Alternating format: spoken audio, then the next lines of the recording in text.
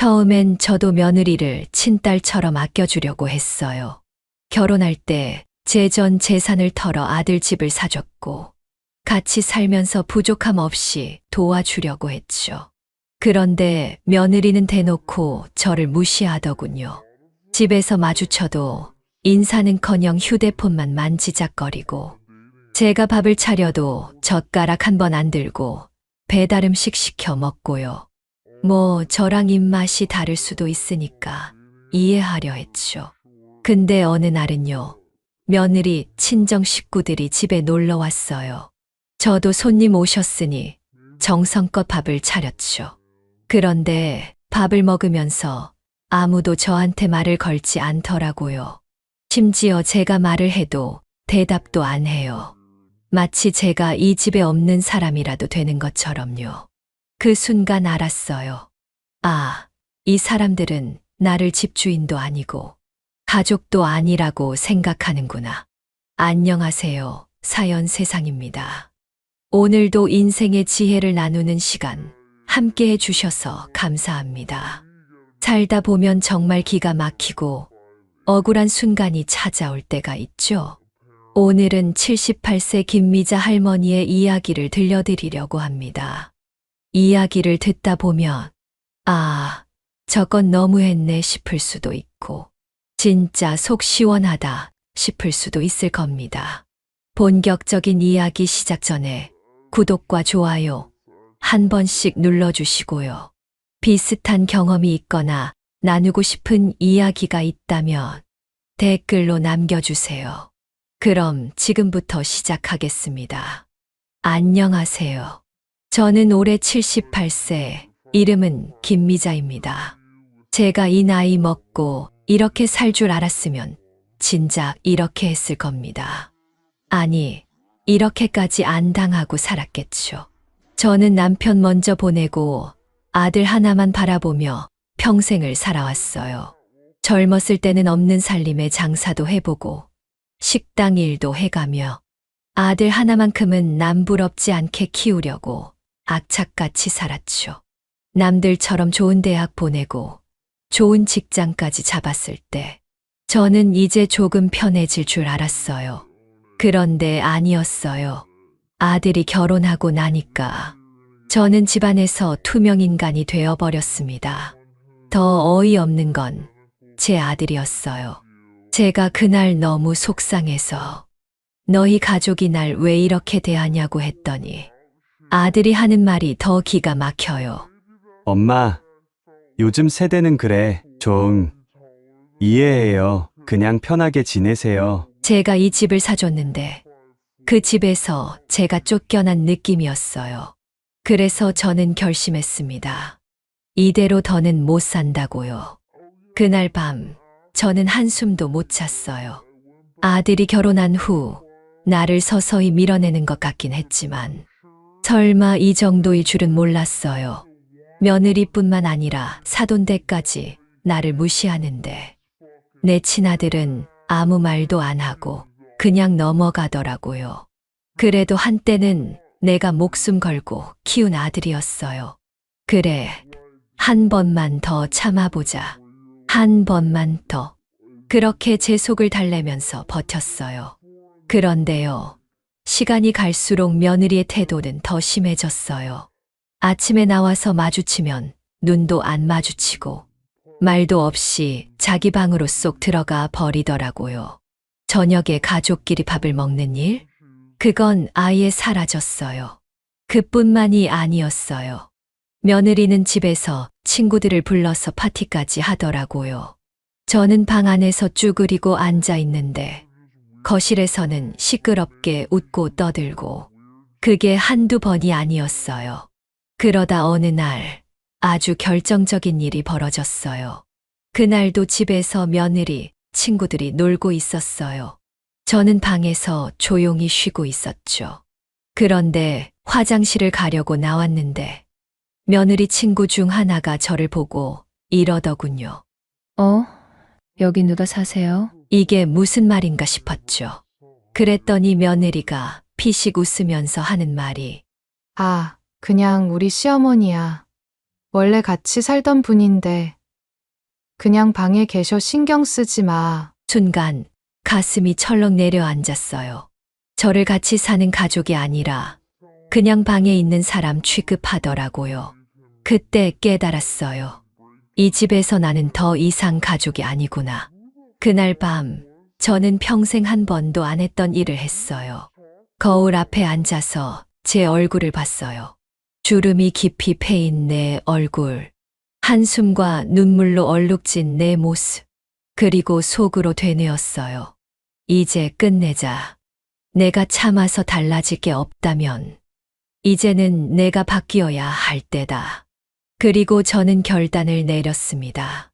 다음 날 아침 저는 아무 일 없다는 듯 평소처럼 행동했어요. 아들이 출근하고 며느리도 외출하자마자 저는 바로 부동산으로 향했습니다. 집을 팔기 위해서요. 이 집 원래 누구 이름으로 되어 있었겠어요? 제 이름으로 되어 있었죠. 결혼할 때 전 재산을 털어 사준 집이니까요. 아들은 전세금 한 푼 보태지 않았고 대출도 없이 제가 마련한 집이었어요. 그런데 저는 그동안 이 집에서 눈치 보며 살고 있었던 겁니다. 이게 말이 되나요? 부동산에 가서 말했죠. 집을 팔려고 하는데 얼마 정도 받을 수 있을까요? 직원이 깜짝 놀라 묻더라고요.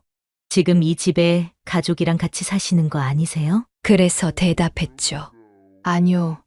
이제 안 살 거예요. 집값을 알아보니 생각보다 더 올랐더라고요. 오랜 시간 참고 살았던 보상이려나요. 바로 집을 내놓고 매매가 진행되는 동안 저는 조용히 짐을 정리하기 시작했습니다. 필요 없는 건 정리하고 꼭 가져가야 할 것들만 가방에 넣었어요. 며느리는 제가 집을 나가는 걸 눈치도 못 챘어요. 왜냐고요? 평소에도 저한테 관심이 없었으니까요. 그러다 드디어 집이 팔렸습니다. 그날 밤 저는 아들에게 마지막으로 말을 걸었어요. 아들아, 아들이 핸드폰을 보면서 대충 대답하더군요. 응. 왜? 저는 차분하게 말했어요. 이제 이 집 내 거 아니다. 팔았다. 그 순간 아들의 얼굴이 하얘지더군요. 뭐? 엄마 지금 무슨 소리 하는 거야? 며느리도 난리가 났어요. 이 집이요? 우리 집이잖아요. 그때 제가 했던 말을 며느리는 평생 잊지 못할 겁니다. 네 집, 아니, 내 집이었어. 난 이제 떠난다. 그제야 아들과 며느리는 난리가 났습니다. 하지만 이미 계약은 끝났고 돈도 제 통장으로 들어왔어요. 이제 와서 아무리 울고불고 해도 소용없었죠. 아들은 당황해서 제 손을 붙잡았어요. 엄마, 우리 어떻게 살아? 우리 애는 우리 대출도 있는데. 그제야 알겠더군요. 이제야 비로소 자기들이 얼마나 편하게 살았는지 깨달은 거죠. 하지만 저는 이미 마음을 굳혔어요. 너희가 나를 가족 취급 안 했잖니? 그럼 나도 너희를 책임질 이유가 없지. 그리고 저는 짐을 들고 그 집을 나왔습니다. 집을 나서는 순간 한 번도 느껴보지 못한 자유가 찾아왔어요. 가슴이 뻥 뚫리는 기분이랄까요? 그동안 그 집에서 눈치 보며 살았던 지난날이 너무 억울했지만 이제는 후회도 미련도 없었어요. 그럼 저는 어디로 갔을까요? 사실 저는 집을 팔기 전에 새로운 보금자리도 미리 준비해 두었어요. 오래된 아파트였지만 제 이름으로 된 작은 전셋집을 하나 구해놨죠. 이제 더 이상 누구 눈치도 안 보고 내 집처럼 편하게 살 수 있는 곳이요. 짐을 풀고 앉으니 그제야 실감이 나더라고요. 아, 이제 진짜 나 혼자만의 삶이 시작되는구나. 근데 말이에요. 그 후로 아들한테서 전화가 얼마나 많이 왔는지 몰라요. 처음엔 화를 내면서 전화를 하더군요. 엄마, 도대체 이게 뭐 하는 짓이야? 어디 있어? 당장 돌아와! 그러더니 며칠 지나니까 태도가 바뀌었어요. 이번엔 애원하더라고요. 엄마, 우리가 잘못했어. 미안해. 제발 다시 돌아와. 우리 애도 있잖아. 이제 와서 저런 말을 한다고요? 내가 집에 있을 땐 그렇게 무시하더니 며느리는 한 번도 연락하지도 않더라고요. 여전히 저를 사람 취급도 안 하는 거죠. 그 순간 딱 깨달았어요. 아, 얘네들은 내가 없으니까 불편한 거구나. 내가 필요해서 찾는 거지. 진심으로 미안해서 그러는 게 아니구나. 그래서 저는 전화도 안 받았습니다. 문자도 답장 안 했어요. 그러던 어느 날 아들이 제 전셋집까지 찾아왔어요. 문 앞에서 초췌한 얼굴로 서 있는데 이제 와서 뭐 하러 왔나 싶더군요. 엄마, 제발 한 번만 얘기 좀 해. 그때 저는 단호하게 말했어요. 더 이상 내 엄마로 살고 싶지 않다. 너는 내 가정을 꾸렸고 나는 내 인생을 찾은 거야. 아들은 그제야 눈물을 글썽이면서 말하더군요. 엄마 정말 우리랑 다시 안 살 거야? 저는 한치의 망설임도 없이 대답했어요. 그래, 안 살아. 그리고 문을 닫았습니다. 그렇게 아들을 돌려보내고 나서 저는 정말 새로운 인생을 살기 시작했습니다. 처음엔 조금 어색했어요. 평생을 아들 뒷바라지하며 살다가 이제야 온전히 나를 위한 시간을 갖게 된 거니까요. 그동안 못 해본 것들이 너무 많더라고요. 어디 한번 나 자신을 위해 살아보자. 그렇게 저는 하나씩 도전해 나갔어요. 제일 먼저 여행부터 떠났습니다. 나이 들어 혼자 여행하는 게 가능할까? 처음엔 걱정했지만 막상 떠나보니까 너무 좋더라고요. 패키지 여행을 신청해서 동년배분들과 같이 다녀왔는데 세상에 이렇게 신나는 일이었나 싶었어요. 맛있는 음식도 먹고 예쁜 풍경도 보고 무엇보다 아무 눈치 안 보고 내 마음대로 움직이는 게 그렇게 행복할 수가 없더라고요. 그동안은 맨날 가족들 챙기느라 제 한 끼도 제대로 못 챙겼는데 이제는 내가 먹고 싶은 거, 하고 싶은 거 마음껏 할 수 있는 거예요. 그 다음으로 취미 생활도 시작했습니다. 요즘 노인복지관에서 다양한 프로그램이 많더라고요. 배울 것도 많고 사람들도 만나면서 이야기 나누고 그 중에서도 저는 댄스 스포츠에 빠졌습니다. 예전 같았으면 내가 이 나이에 무슨 춤이야 했을 텐데 막상 배워보니까 너무 재미있더라고요. 선생님이 그러시더라고요. 미자 어머님, 춤출 때 표정이 너무 밝아요. 그래서 제가 뭐라고 했는지 아세요? 그동안 너무 답답하게 살았거든요. 이제야 살맛 나요. 정말 그랬어요. 살면서 이렇게 신나고 가슴이 뛰는 순간이 있었나 싶더라고요. 이렇게 사는 게 진짜 인생이지 싶었어요. 그렇게 한 달, 두 달 시간이 흘렀습니다. 아들은 여전히 가끔 전화를 했지만 저는 받지 않았어요. 그런데 어느 날 뜻밖의 연락이 왔습니다. 며느리도 아니고 아들도 아니고 사돈댁에서 전화가 온 겁니다.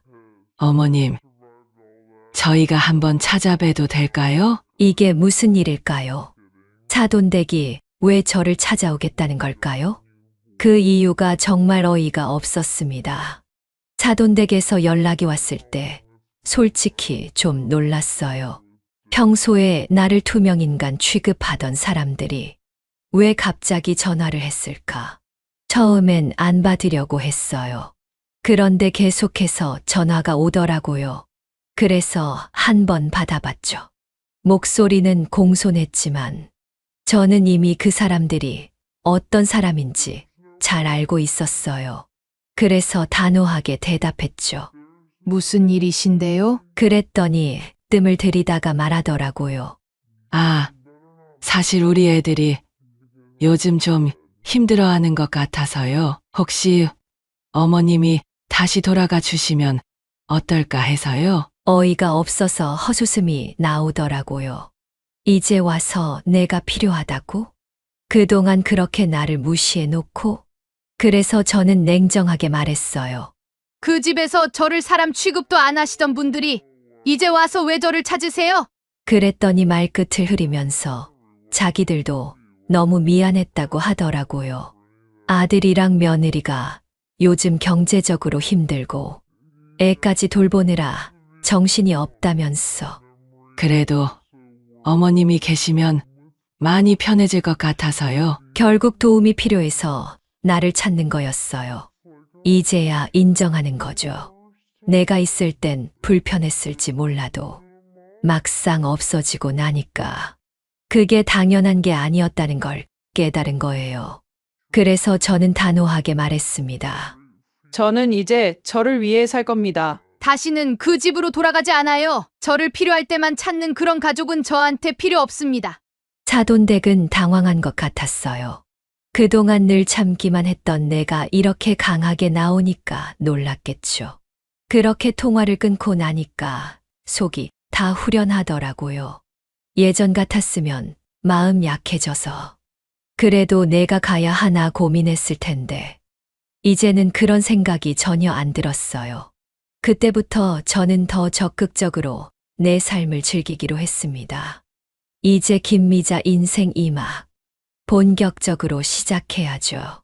그렇게 제 삶을 다시 즐기기 시작했어요.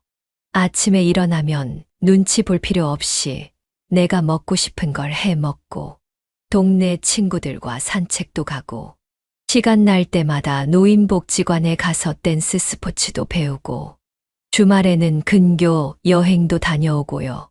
그렇게 자유롭고 행복한 생활을 즐기고 있던 어느 날 아들에게서 다시 전화가 왔습니다. 그런데 이번엔 느낌이 좀 달랐어요. 예전처럼 짜증을 내거나 화를 내는 게 아니라 조심스러운 목소리였어요. 엄마, 나 한번 만나줄 수 있어? 어디서 만나자는 것도 아니고 그냥 한번 만나달라고 하더라고요. 전 사실 고민도 안 했어요.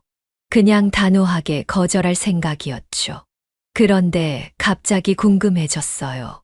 이제 와서 왜 그러는 걸까? 그래서 한번 만나보기로 했어요. 그리고 며칠 후 아들과 저는 카페에서 마주 앉았습니다. 아들은 예전보다 훨씬 수척해 보였어요. 이전처럼 당당하거나 무심한 태도가 아니라 어딘가 지쳐 보이더라고요. 그렇게 한참을 머뭇거리던 아들이 입을 열었습니다. 엄마, 우리 정말 힘들어. 나 솔직히 말하면 엄마가 있을 때 얼마나 편했는지 이제야 알겠어. 이제야 그걸 깨달았다고? 저는 아무 말 없이 아들을 바라봤어요. 그랬더니 아들은 한숨을 쉬면서 말하더군요. 며느리도 요즘 많이 지쳐 있어. 애 키우는 것도 힘들고 엄마 있을 때는 그냥 당연하게 생각했는데 엄마가 없으니까 집안이 너무 엉망이야. 그 순간 속으로 웃음이 나왔어요. 그래서 제가 말했죠. 너 지금 나한테 다시 돌아와 달라고 하는 거니? 그랬더니 아들이 고개를 푹 숙이면서 말하더군요. 응, 그 순간 제 머릿속에 수많은 생각이 스쳐 지나갔어요. 하지만 제 대답은 이미 정해져 있었어요. 미안하지만 난 이제 내 인생을 찾았어. 너희 집 문제는 내가 해결해야지. 왜 나를 부르니? 아들은 당황해서 말을 잇지 못했어요. 아마도 제가 이렇게까지 단호할 줄 몰랐겠죠. 그런데 말이에요. 아들의 입에서 더 황당한 말이 나왔어요. 엄마, 그럼 우리랑 같이 살진 않더라도 혹시 집 한 돈 좀 나눠줄 수 있어? 순간 머릿속이 띵했습니다. 이 말을 듣는 순간 머릿속이 새하얘지더군요. 내가 잘못 들었나? 아니면 이게 무슨 농담이라도 되는 건가? 그래서 다시 물었습니다. 뭐라고? 그랬더니 아들은 머뭇거리면서 다시 말하더군요. 엄마도 알잖아. 우리 요즘 힘들어. 대출도 있고 애도 키워야 하고 엄마가 조금만 도와주면 우리 정말 숨 좀 돌릴 수 있을 것 같아. 이게 진짜 말이 된다고 생각하는 걸까요? 이제 와서야 나를 찾더니 같이 살자는 말도 아니고 집 한 돈을 나눠 달라고? 참 어이가 없어서 제가 되물었습니다. 내가 그 집 팔고 나올 때 너희 나한테 뭐라고 했지? 아들은 아무 말도 못했어요. 고개를 푹 숙이고 있더라고요. 그래서 제가 다시 말했죠. 그때 너랑 내 마누라는 나한테 한마디라도 붙잡았어? 내가 그 집에서 나올 때 엄마 가지 마세요 한마디라도 했어? 근데 이제 와서 돈을 나눠달라고? 그제야 아들은 당황한 얼굴로 변하더라고요. 뭔가 제대로 잘못됐다는 걸 깨달은 거죠. 엄마 그냥 우리가 잘못했으니까 한 번만 도와주면 안 돼? 엄마는 돈도 있으니까 괜찮잖아. 이 말을 듣고 저는 정말 확신했습니다. 내가 지금까지 뭘 그렇게 바라고 살았나?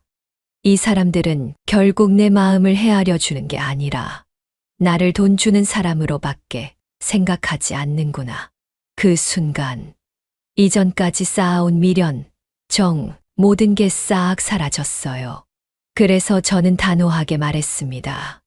미안한데 난 이제 내 돈을 내 인생을 위해 쓸 거야. 너한테 줄 돈은 없어. 아들은 당황해서 말하더군요. 엄마, 진짜 너무하네. 엄마가 그렇게 나오면 우리 진짜 어려워져. 그럼 나보고 어쩌라고? 그래서 저는 마지막으로 한마디 했습니다. 내 가정을 책임지는 건 내 몫이야. 나는 이제 나를 위해 살 거니까 내 일은 내가 해결해. 그렇게 말하고 저는 자리에서 일어났습니다. 뒤에서 아들이 뭐라고 더 말하려는 것 같았지만 이제는 하나도 듣고 싶지 않았어요. 나는 평생을 아들한테 희생하며 살았어요. 하지만 이제는 내 삶을 살아야겠어요. 그렇게 저는 뒤도 돌아보지 않고 카페를 나섰습니다. 그날 이후 저는 아들의 연락을 완전히 끊었습니다. 전화가 와도 받지 않았고 문자가 와도 읽지 않았어요. 사실 예전 같았으면 그래도 내 자식인데 하면서 마음이 흔들렸을지도 몰라요. 하지만 이제는 아니었어요. 내가 살아온 세월이 아깝더라고요. 나는 평생을 희생하면서 살았는데 결국 아들이 나를 찾는 이유가 돈 때문이라니 그게 너무도 뼈아프게 느껴졌어요. 그래서 저는 더 단호해지기로 했습니다. 그렇게 몇 달이 흘렀어요. 그동안 저는 정말 행복한 삶을 살고 있었습니다. 혼자서 떠나는 여행도 점점 익숙해졌고 노인복지관에서 만난 친구들과 같이 배우는 댄스 스포츠도 점점 실력이 늘었어요. 심지어 복지관에서 함께 활동하는 친구들과 동호회도 만들었어요. 다들 제게 그러더군요. 미자 씨 진짜 얼굴이 환해졌어요. 예전에는 뭔가 기운 없어 보였는데 이제는 완전 다른 사람 같아요. 저도 알아요. 이제야 제 인생을 찾은 기분이니까요. 그런데요.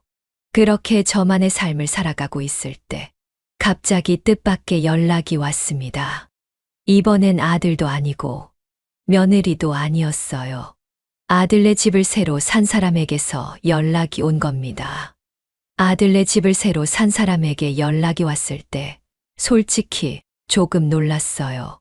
집을 판 지도 몇 달이 지났는데 새로운 주인이 나를 찾아오다니 무슨 일인가 싶어서 약속을 잡고 카페에서 만났습니다. 그분은 중년 부부였어요. 차분한 인상을 가진 분들이었죠. 그렇게 인사를 나누고 본론으로 들어갔습니다. 어머니, 죄송한데 혹시 전에 이 집에 사셨죠? 네, 맞아요. 그랬더니 그분들이 주저하면서 말하더군요. 그게 저희가 집을 사고 나서 대속 어떤 사람이 찾아와서요. 한 젊은 부부인데 처음에는 집을 잘못 찾았나 했는데 자세히 들어보니 어머님 아드님 같아요. 순간 머리가 띵 하더라고요. 설마 아직도 그 집에 가는 거예요? 그분들이 고개를 끄덕이며 말했습니다. 네. 처음엔 저희도 놀랐어요. 어느 날 밤 벨이 울려서 나가보니까 남자가 서 있더라고요. 술에 취해서 엄마, 문 열어봐 하면서요. 이 말을 듣는 순간 가슴이 싸하게 식어갔어요. 그 사람이 제 아들이 맞나요? 네. 이름이 김민호 씨 맞죠? 이제야 실감이 났어요. 아들은 아직도 나를 붙잡고 있었던 겁니다. 예전처럼 편하게 살다가 내가 떠나고 나니까 현실을 직면한 거겠죠. 처음에는 나를 무시하고 떠나도 아무렇지 않을 거라 생각했을 거예요. 하지만 막상 내가 떠나고 살림이 힘들어지고 현실적인 문제들이 쌓이면서 그제야 나를 찾은 거겠죠. 하지만 난 다시 돌아가지 않습니다. 그분들은 조심스럽게 물어보셨어요. 어머니, 저희가 이 일을 어떻게 하면 좋을까요? 저는 잠시 생각하다가 단호하게 말했습니다. 그 사람이 또 찾아오면 저한테 연락하지 마세요. 그냥 경찰을 부르든 경비실에 이야기하든 하세요. 저는 이제 그 집과 아무런 관련이 없습니다. 그 사람도 언젠가는 깨닫겠죠. 이제는 자기 힘으로 살아야 한다는 거요. 그분들은 제 말을 듣고 고개를 끄덕이며 안심하는 눈치였습니다. 그렇게 이야기를 마치고 저는 자리를 떴어요. 그날 밤 창밖을 바라보며 생각했습니다. 이제는 진짜 끝이구나. 그리고 저는 더 이상 뒤를 돌아보지 않기로 했어요. 이제부터는 오직 나를 위한 삶만 살기로. 78세 김미자, 인생 2막 시작합니다. 지금 이 순간, 내가 제일 행복합니다. 여러분, 이 사연을 듣고 어떤 생각이 드셨나요? 우리는 평생 가족을 위해 희생하며 살아갑니다. 하지만 그 희생이 당연한 게 되어서는 안 돼요. 누구나 자신을 위한 삶을 살 권리가 있습니다. 늦었다고 생각할 때가 가장 빠른 때입니다. 이제는 여러분도 자신을 위해 한 걸음 내디뎌 보세요. 구독과 좋아요는 큰 힘이 됩니다. 다음에도 좋은 이야기로 찾아뵙겠습니다. 감사합니다. 사연 세상이었습니다.